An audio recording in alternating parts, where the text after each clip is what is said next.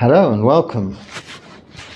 As I sit down, the monkey's jumping just up the tree at the moment, but soon when it gets to the top it will jump from tree to tree, which is where the expression monkey mind comes from, commonly used with meditators to describe our minds, how thoughts kind of just jump from one to another. It's more like the links of a chain. Usually a thought process begins with something, an idea, an inclination, and that leads to another. And sometimes when lost in thought through our meditation, one could, as an exercise, just follow that link, those links, that chain back to the beginning and see where this chain of thoughts has got to and from where it originated. And that is something completely different to what we're going to talk about in the first comment. Or as the case may be, perhaps not talk about it too much, because the first comment is, would you speak on papancha? And papancha is the Pali word for proliferation. So without meaning to be facetious, you're asking me to proliferate on proliferation. So speak about overthinking through overspeaking, verbalizing overthinking. And this is an oxymoron. Therefore, it isn't meant to be dismissive of the question, but to illustrate what papancha is. It is just that. One knows papancha means proliferation. I'm sure you know papancha means proliferation to have asked that question. So why do you need to proliferate on the word proliferation? Well, because it's instinctually natural for us humans to do so. Why do our minds overthink on one subject? It is, and the answer to that, it is for the avoidance of truth, or the distraction from truth. We know there's suffering, we know there's a cause of suffering, an end of suffering, and the path leading to the end of suffering.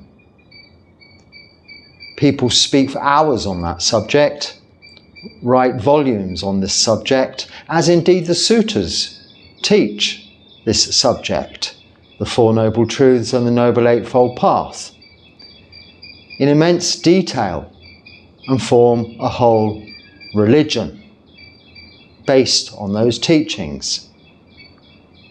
And like other religions, religions become the thing.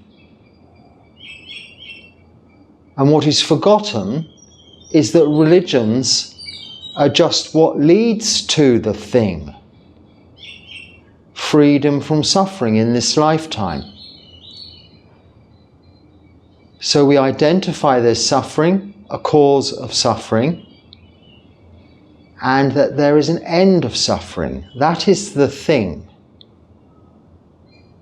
But rather than do as the Buddha teaches us in the path leading to that end of suffering, the Noble Eightfold Path, which requires very little doing, but just observing of some very basic guidelines. Sila, moral virtue, refraining from killing, stealing, sexual misconduct, lying, and taking of intoxicants. Samadhi, meditation, and panya, wisdom. The whole teaching really, the whole practice really. The teachings of the Buddha Dharma,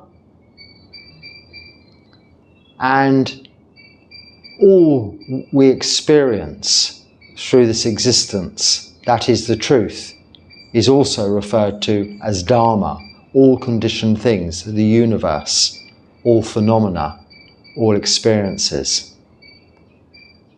are subject to those characteristics of existence, the realization of which comes as a result of a firm foundation of moral virtue and the practice of meditation, and nothing more than that. But our natural tendency is towards complication. Unless you're me, and I have a natural tendency, as I have always since I can remember as a child, to take things to pieces and break them down to their lowest common denominator. Much to the quandary of my parents, who would provide me with nice toys or nice things, I preferred to take them apart. So they started getting me kits that I could make things with. But even so, why make things when you have the basic elements, the raw ingredients to show you existence? So when religion becomes the thing, rather than the way to get to the thing being the freedom from suffering, and that applies to all religions, theistic, non-theistic or atheist, monotheistic, multiple gods and realms. That's all just overthinking a subject. What religions are teaching is moral virtue and a form of practice, whether that be through prayer and worship or meditation.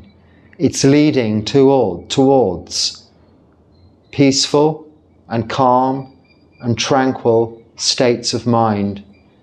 We call in the Pali language samatha. And samatha is what we develop and ultimately is a quality derived from the practice of samadhi, but also in its sense determines the ability to have samadhi, being concentration, focus on one simple thing. That is the practice. That is the Buddha's teachings. That is what we need to do, or perhaps not do. But built up around these teachings, built up around this practice, even in Buddhism, with the Buddha, the Dharma, the Sangha, and the Sangha, there is this, if you like, proliferation of life. The growth of organizations, huge temples, monasteries, building structures, communities of monks or nuns requiring support and infrastructure, educational systems and everything that frankly is another form of worldly life, isn't it? And there's nothing wrong with that. It's very supportive of the Buddha Sasana, the religion of Buddhism. But it isn't the thing. And the thing that gets forgotten is what we're looking for, liberation. Identifying the cause of suffering, desire, or the root causes of desire, greed, hatred and delusion, the kilesas, lobha, dosa, moha. Seeing them, how they're causing us to act, behave, determine what we do, in which directions we go, and focus in the wrong places. When we sit in mental focus of samadhi, observing the breath until it becomes so subtle, and we become so absorbed that we no longer have the distractions of our physical feelings, and the monkey mind slows to a point of tranquility. There is no more papancha. There is nothing more to think about. Just the enjoyable absorption of samadhi leading to jhana. You've broken everything down that the Buddha's teaching us to its lowest common denominators. And that is what the Four Noble Truths, the Noble Eightfold Path do. In his first Dharma talk, sermon, teaching, the Dhammacakka Sutta, setting the wheel of Dharma in motion, the Buddha teaches us this middle path, the middle way. It's a very long sutta, and people, despite its length and immense clarity, even see fit to commentate and expand and proliferate on that further than the Buddha has already done. In my mind, it's been translated into our own language that we can understand, and it's enough. Needs no further explanation. Many of the suttas that aren't perhaps as clear as that well-known one may have ambiguity and characteristics that can be interpreted in many different ways. But that's okay. They're all leading to the same end, to a reduction of greed, hatred and delusion, and eventually eradication of those defilements, leading to contentment and happiness. So, can I talk about papancha? Yes, that's it. It's a word that means proliferation. Do we need to proliferate on that we already know? Not really. It's focusing on the vehicle, the car, rather than the destination, that is so common in and throughout Buddhism and recognizable in many questions and comments that I myself have made very often in the past in questions and answers sessions with teachers and monks. Never, when you're giving a Dharma talk, say at the end you can ask questions. In fact, better still to say there will be no questions at the end of this Dharma talk, so listen, because all of the answers are here within this talk. Because otherwise what happens is, and I've done this myself, the Dharma talk begins and you begin and you find for the rest of the Dharma talk papancha. You're thinking of the question you can ask. Every time something comes up, I think of a question, think of a question. It's like when you give an answer and people aren't really listening, because they're thinking of the next question about the answer. So if we listen to the Buddha and what he teaches us, rather than thinking about our questions, we have a clear and receptive mind for learning and for mental development, for the development of wholesome mind states and reduction of unwholesome mind states. Whereas if we question every point, debate on the meaning of each intricate ambiguity in each statement throughout tens of thousands of pages of, on the face of it, seemingly complex writings, but when delved into, quite well explained and simple teachings, then we are only developing unwholesome mind states, being those of overcomplication, as is our tendency to do so. So I'm not being critical, it's a hindrance, and if we're relating it to the 5 hindrances, it comes from a combination of restlessness and worry and doubt, but primarily doubt. Doubt because you're not practicing. Papancha's the simple result of not practicing, not being able to let go of all inquisitive ideas, arguments, points for discussion, and just accept that, yeah, I'm going to meditate now. It seems to me that it's boring, but we'll see what happens with an open mind. Most people would prefer to think of meditation as being bhavana, mental development, and that is the word often used for meditation. Wrongly so. Samadhi is meditation. Sati, samasati, right mindfulness, samasamadhi, right meditation or right concentration. Bhavana is mental development. So it really comes under panya in the Noble Eightfold Path, the development of wisdom. And that is where we use contemplation. We develop the powers of investigative contemplation, vichara, or I've forgotten the other Pali word, but investigative contemplation is something we are better able to do with faster results if we have the power of concentration developed through samadhi. So just allowing our mind not to be thinking. We also see clearly through experience of meditation the characteristics of existence, anicca, dukkha, anatta, all things being impermanent,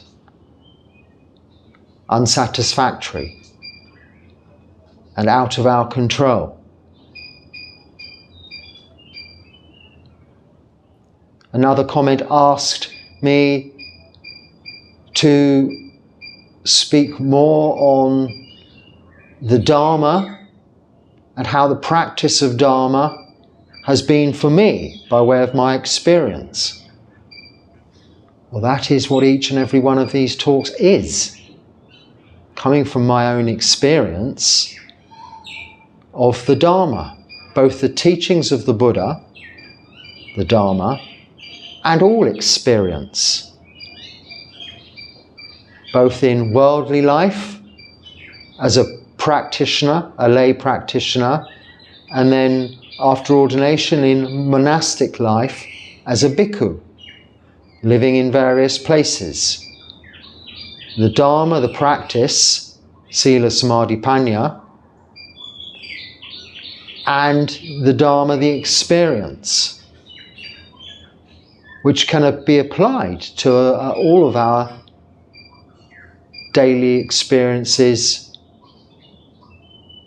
how we react and how we would deal with physical feelings and mental emotions in response to external sources of stimulation through sense consciousness and interaction within society.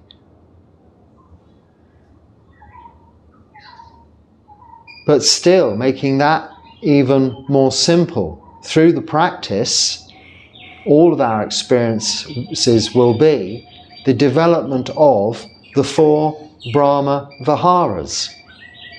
Not the doing of the four Brahma Viharas, although there can be some doing of, but the development of the qualities of metta, loving kindness, the quality of karuna, compassion, the quality of mudita, joy, and upekkha, equanimity. With the development of that quality of equanimity, we will be less reactive, but still responsive to situations that need action, but not reactive as a result of either aversion or desire for something. But to take a step back, to take a breath and to think, do I need that? Do I want that? Or can I be patient with this? Or shall I shout and scream or run away from it?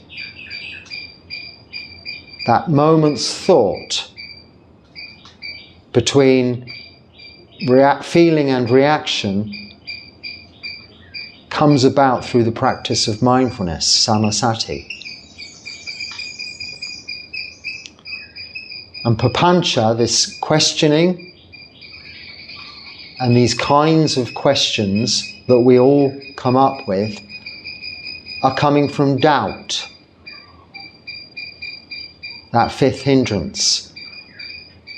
And doubt comes about as a result of not having experienced what it is, the Dharma, the Buddha is teaching us himself through his own experience, and then by sharing with us, and as we do with each other, how? By just simply keeping precepts, practicing meditation, the result of which will always be the development of those Brahma Viharas, loving kindness, compassion, and this is for all beings. Because you see clearly how all beings suffer just as we do, and the cause of their suffering, and how you can help.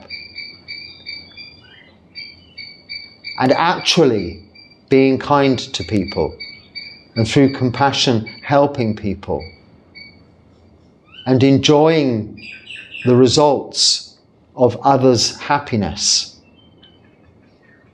helps with equanimity too. So all of these qualities interweave and support each other. It's a holistic path. And even so, I speak here now,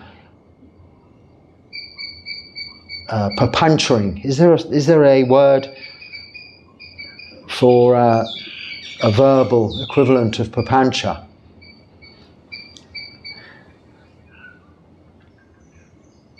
Speaking all about how our minds proliferate on all of these subjects is demonstrative of what our minds are actually doing. Which is why I say at the beginning, this is different to that expression, the monkey mind. Papancha is where we just have one thought and we keep overthinking it. Now sometimes there is cause to really examine something. Like with this chain of thoughts leading to monkey mind. When you get back to its root, what set off this chain of linked patterns of thinking, it might be of a common theme in your life, in your experience. It might be something you are particularly worried about at the moment. So continually comes up in your mind or is in the back of your mind. Those things, one can set aside some time, and this is by way of compartmentalizing things in your life, and give it some due process. Look at the problem you have, whether it be physical or mental, or associated with external conditions or experiences or relationships. And even take a blank sheet of paper and write some pros and cons lists, or some to-dos, some action lists, some points to bring your attention, your focus towards addressing what is causing the issue, the mental obstacle, the problem. And if there's nothing that can be done about it, only time will tell, or it's something that cannot be changed because it's a result of something that happened in the past. So often that thinking can be to do with the past. It's happened, it cannot be changed. Knowing that means we can leave it at that, let go of it.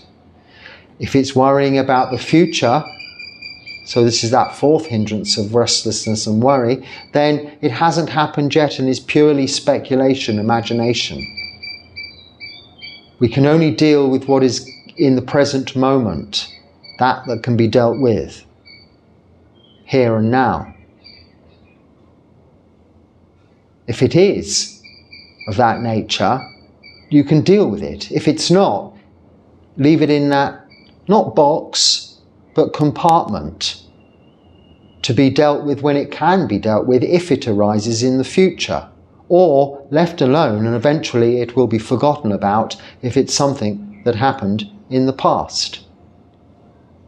Now, what I'm saying there to you, do you consider that religious? Is that a religion? It might not be. It sounds more like a way of doing business or self-help talk, speak. But it is the religion of Buddhism, the philosophy of Buddhism, which is a way of life and provides us with the greatest tools we could ever possibly have in life, albeit those coming from 2,569 years ago. Our basic human responses and tendencies have not changed in those millennia.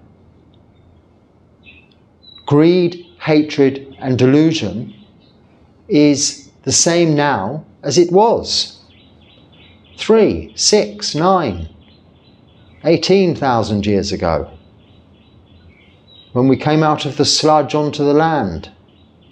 We were driven by the hunger for perhaps light then, just photosynthesis, I don't know, but through evolution, hunger, procreation, and then through fear, defense and protection, to become what we think of now as something so much more than that, but which really isn't anything more than that.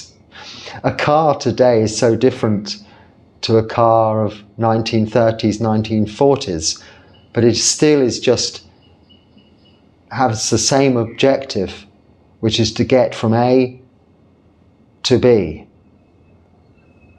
But with religion, like with cars, we could spend a lifetime just looking at the car or looking and studying the religions, rather than looking and seeing and appreciating where they're taking us to, the end result. So in Buddhism, we focus on that, to be free from suffering in this lifetime, and not to have this experience again through rebirth, which I've spoken about many times before rebirth, so I don't want to dwell on that. But we're here now within this lifetime, and each and every moment is a rebirth. It's new. It isn't the past, which is just memory. It isn't yet the future, just imagination. It's what we have now to deal with. So that's, I hope, how you can understand to deal with papancha and all mental proliferation, but also on a practical application and to that end within our own lives and structure of our lives, how we deal with things and what we do. Do we overcomplicate everything?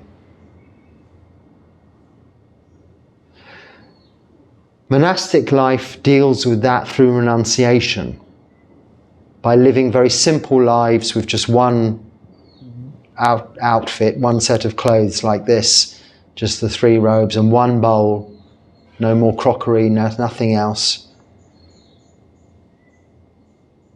No furniture really to speak of or anything like that. A simple life helps us to have a free and simple mind. We don't have to think about what to wear. We don't have to think about repairing things or replacing things when they get old. These robes could technically, with a bit of repair from time to time, last the rest of my life. I hope they do. The bowl certainly, oh, it's not there today. It must be still in the sun, which isn't there. We put them outside in the sun for a while. I think that's reminiscent of the olden days when they were made of an iron, which would rust if it didn't get some sunshine on it after it was used. So we still traditionally put our bowls outside in the sun to dry. Sterilises things to the sun. But there's not much of it about at the moment. But there's no point proliferating on that through our thoughts or through discussion. Oh, Is it due to global warming that it's still raining and it wasn't raining last year? Is it due to this? Is there this? Is there that? I mean, the whole of, what's it called? This, what we're here now, YouTube, is that, isn't it? If I dare to go on there to do something with this, the main page. With me, it's just about Buddhism and stuff. But if you do happen to look up something to do with the news because it seems pertinent, as I have occasionally have cause to do, just maybe it's I'm travelling or going somewhere and something's you might have been told about you should be aware of, you might look, but then a lot of other stuff comes up, doesn't it? And that is the internet. You open these sort of wormholes of links, one thing to another, but not like hyperlinks where you have a choice really and a specific route with your chain of thoughts to go. It's all using the powers of Mara, that is the personification of greed, hatred and delusion, to draw our attention to various other topics for discussion. But really for the ultimate aim of attracting our attention and, I suppose, advertising stuff, promoting stuff towards people, the commercial side of it. Using our tendency towards papancha and towards complication to make other people money. After all, how is commercial activity generated? How has it come about? Where is wealth coming from? It's coming as a result of people's defilements, greed, hatred and delusion. Giving people what they want and charging for it and tempting them to have more and more and more, fueling the fire of desire and offering ways of protecting them from what they don't want or distractions from what they don't want. The hatred defilement. And preying on that ignorance, delusion, that they will hand over their money and pay for all of this extra stuff they do not need, even when they know it's just something they'd like to have because it's designed to look nice, smell nice, taste nice, feel nice, run nicely, smoothly. But is it needed? No. That's the religion of Buddhism. Breaking that down to its lowest common denominator. What do we need? We need basic clothing for our modesty, food, some shelter, and some basic medicine. Monks live their entire monastic lives with just those as requisites. Can walk away from any place carrying just 8 things, including, that is, their 3 robes and their belt to hold them together. Their bowl, razor blade, needle and cotton, and a water strainer of some kind. Or a cup like that. That's good enough usually in these modern day and ages. That's all we have to own and care about and worry about, and therefore have no worries about it. We look after those requisites very well. But it takes no time and it doesn't require any thought. Just mindful care, but nothing more than that. Imagine if you got to move from where you live now to somewhere tomorrow. Can you just do that? Can you put everything you own in the world into your... I keep pointing at it, it's not there, is it? My bowl. Even the extra things I carry around, which are not mine, they're yours. These phones, or the Sanghas, or English Buddhist Monk organization, whatever it is known as, that I take for this purpose, can all fit everything, including my passport and any documentation, into my bowl, and therefore remain waterproofed from the rain and safe and carried anywhere in the world, really, on a plane, on a boat, without any thought. That can happen. It's like a continuously being in a state of ready to depart. This is why after our meal we clean up, sweep up, make sure everything's ready for us to go. even if we're not going anywhere.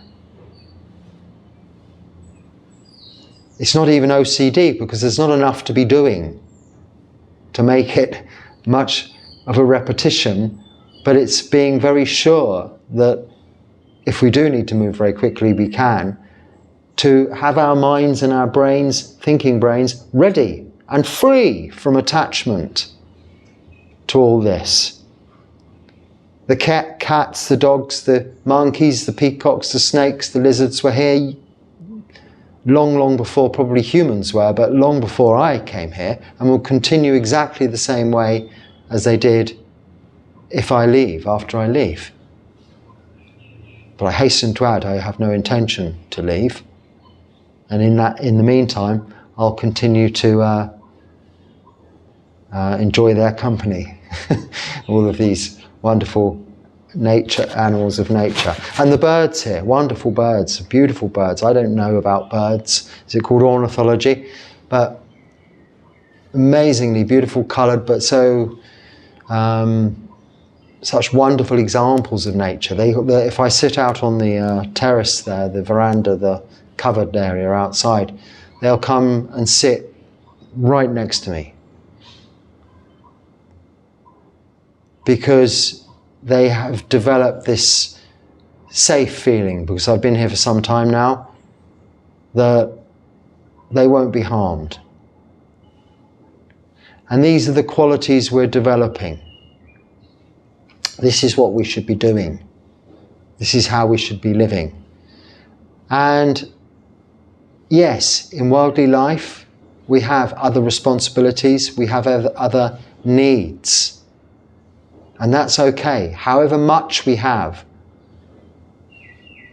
When we look at what surrounds us through our practice, knowing that all conditioned things are impermanent, unsatisfactory, and out of our control, we're brought back very quickly to the understanding and knowledge that we will get old, we will get sick, and we will die. We're all brothers and sisters in that. Brothers and sisters in the Dharma of aging, sickness, and death. We have that in common. There's no escaping it. There's distraction from the idea of it. But likewise, we don't have to proliferate on it, overthink it. We will get old, we will get sick, we will die. If it's not fully ingrained into our present moment, that knowledge that this could be our last, each and every breath could be our last breath, then we need to make it so. Then you enjoy what you have in the present moment and see everything, however much you have, in whatever abundance it might be that surrounds you, as not yours. You cannot take it with you, you hear often said. But it's of no use to you, it will not prevent aging, sickness and death. To be enjoyed though, to be used, shared, appreciated, whilst you're able to, whilst you're living. And the same can be said for our physical bodies and even our thinking brains. It's not ours. Doesn't matter how much information, intellectual knowledge you stuff into this brain here, and how many qualifications and letters after your name you can attribute to that gaining of intellectual knowledge. One day it will be gone. If it's leading towards the development, however, of qualities in the way that you behave, the way you live, kindly and happily with others, whether they be other humans or other beings of a different nature, whether they be friend or foe, people you love, people you hate, are all the same. Brothers and sisters in aging, sickness and death are facing exactly the same problems. Of a different nature in appearance, but all based on greed, hatred and delusion. All suffering is a result of greed, hatred and delusion, desire to either have something you haven't got or not have a situation that you have. And ignorance of that always being the case, that always being present, and until it's eradicated, there always being dukkha, suffering, ignorance of that is what sustains this suffering and the momentum for further suffering into the future within this lifetime. And by not letting go of all we have that we think is ours, but is not, keeps us tied and bound to this existence, remaining in that cycle of rebirth. Now, only through your practice can you truly come to see, and through experience, and not through the recollection or memory of previous lives, but the knowledge of the qualities you developed, those Brahma Viharas, metta, karuna, mudita, upekkha, and the factors of enlightenment, samadhi, nekkhamma, khanti, the various qualities that have been developed over many lifetimes, parami, perfections, as well, generosity, truthfulness. Those you weren't taught in this lifetime. Those you haven't necessarily read about in a book and then put into practice, but are naturally inherent and in your nature. You may look at your ancestral line and see either an abundance of those qualities in your parentage, or maybe a complete lack of those qualities in your parentage, and wonder, where does it come from? It is because it is your own karma. We are responsible for our own karma, or vipaka, the results of karma. Karma being actions, the actions of our body, speech and mind, the development of our own qualities, are those we inherit. All we inherit biologically and chemically is physical attributes of the physical body and even mental capacity of the thinking brain. But as qualities of the mind, qualities of the heart-mind, if we want to call it that, the heart, go, they are what we can only develop ourselves. But we'll be the beneficiaries of those qualities ourselves. Not as part of a self, as in a personality, but as a quality of whatever form we take. So if I was not in this form, but in a different form back in worldly life, hopefully the qualities I've developed through this practice in this form would remain, much like in rebirth. The qualities go with you. Just as the negative aspects of my previous life within this life, before taking on this form in monastic life, I hope have been eradicated or eroded, and now wouldn't be present. But having no intention to return to worldly life, that's somewhat irrelevant, just an illustration of how qualities transcend form.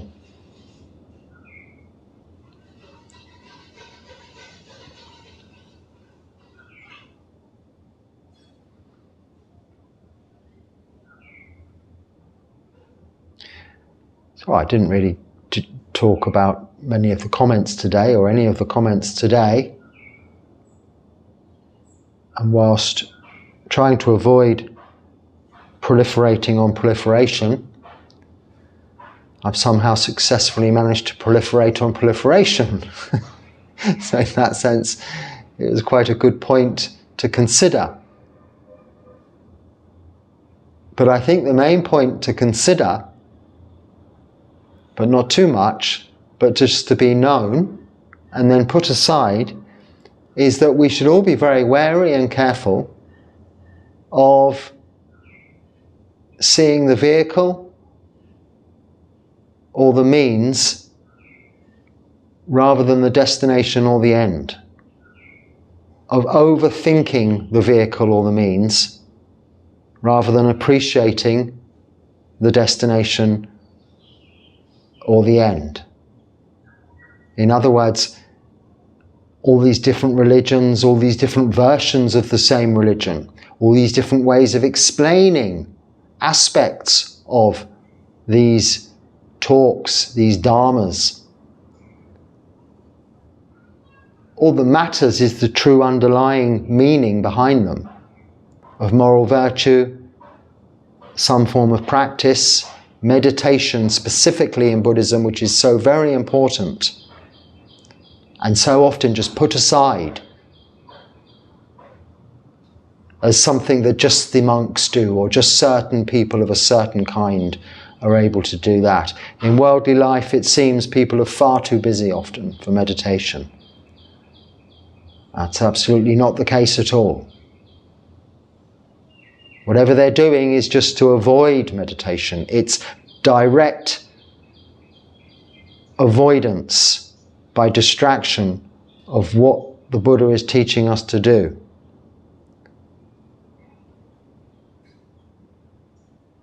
Everybody has a bit of time at the beginning of the day and at the end of the time to practice meditation. Someone asked, how many hours should we spend on meditation? It's a common question. As many as you can. But there will come a time you'll develop this as every aspect of your waking day is meditation in some sense. Not necessarily samadhi, but you're not thinking, proliferating about other things. You're exercising samasati, right mindfulness, in all of your activities. And in any moments you have of space, freedom, time to yourself, able to just relax without thinking about what you're doing next, what happens next. And as a result of this, everything else will fall into place and become so much more organized anyway, and cause you less troublesome, less complications and troubles, because you become so much more organized and more efficient in the way you deal with the things that you are dealing with equanimity, that quality we've developed. And being able to just avoid the unnecessary things that we do. There's always time can be found to practice meditation. But for a beginner, you start off with sort of 20 minutes or so, extending that to half an hour, 40 minutes, and then an hour.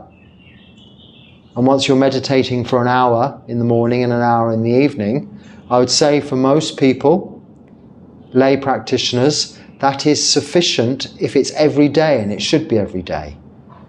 An hour every day is much better than 3 or 4 hours once a week. Because if you're not meditating every day for an hour, you're not meditating for 3 or 4 hours every week. You're not able to do so. You haven't developed sufficient samadhi, power of concentration, single-pointed, focused awareness on a meditation object through regular meditation to be able to sit for 3 or 4 hours. You're just dreaming or zoning out. This doesn't lead to seeing clearly or vipassana. It doesn't lead to understanding and wisdom. So every day, up to an hour, 2 hours, or an hour in the morning, hour in the evening, is what you should be looking for as lay practitioners towards doing. And then once a week, once a month, twice a month maybe, you can extend that, or even 4 times a month to do, well, that's once a week, isn't it? Spending a whole afternoon, avoiding stopping eating in the afternoon, and spending a whole afternoon where you can intersperse an hour's meditation with 20 minutes walking, another hour's meditation sitting with 20 minutes walking. It doesn't need to be much. People probably spend as much time as that watching films or television or things on the, whatever device one has these days, than that anyway. That can all be dispensed with. That's just complete distraction. It has its time, it has its place, it can be enjoyed. You don't have to stop enjoying yourself when you're lay practitioners. We don't stop enjoying ourselves as monastics. We just enjoy different things. If it wasn't enjoyable, we wouldn't do it. I do sometimes wonder if people are enjoying it when I see some practitioners and monks in some places. One thinks they don't appear to be really enjoying that. It seems to be more out of necessity than choice. But I hope in those situations they come to enjoy it through the practice, because it grows on them and they get to really absorb into their practice. But if they're not meditating, once again, and monks also can be guilty of this, not meditating, because they are so focused on mental development or activities surrounding or as a part of a community. This is just excuses, it's distractions, avoidance of the task in hand. I'm afraid samadhi, not afraid, I'm glad, but samadhi is a third of the Noble Eightfold Path. Moral virtue, meditation, wisdom. You need all three. Without all three, you're not practicing. You're in the restaurant reading the menu, reciting the menu, but you're not eating the food. You're not getting to the good bit, enjoying the 3 courses and the puddings. You're just reading about them, talking about them, and worse, arguing about them, debating about them. Why? It's there on the menu, black and white. You do this or don't do this, your choice. That's the way it is. It's just that. And I can assure you from my own experience, it's really enjoyable, really good place to be. When you want for nothing or anything more than just the basic needs that you are fortunately and grateful to have satisfied. At little cost or expense or service or time even to others. Very little indeed. Making a very small footprint impression on society.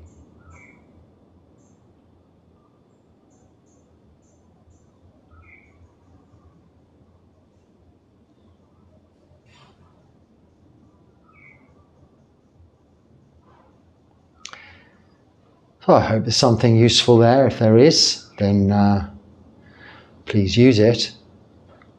But if not, just let it go, and until next time, be happy and stay well.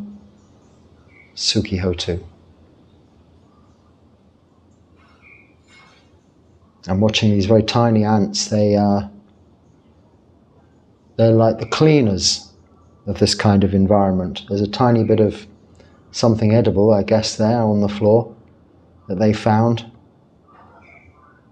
Not my food, I hasten to add. I think it was something I just gave to one of the cats that they've left or trodden in there.